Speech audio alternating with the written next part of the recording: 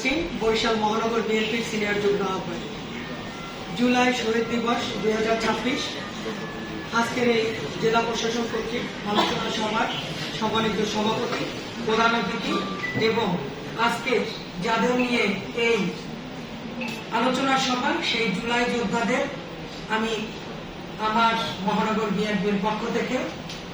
তাদেরকে নিজের অন্তঃস্থল থেকে শুভেচ্ছা অভিনন্দন জানাই। আজকে তাদের এই যোদ্ধাদের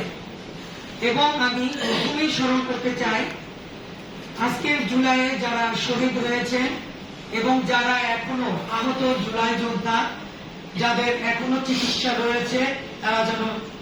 সুস্থ হয়ে যান এবং ৭১-এর শহীদদেরও আমি শ্রদ্ধা করে স্মরণ করছি এবং আমাদের দেশনেত্রী বেগম খালেদা জিয়া যিনি মৃত্যুর আগ পর্যন্ত যুদ্ধ করে গেছেন তাকে আমি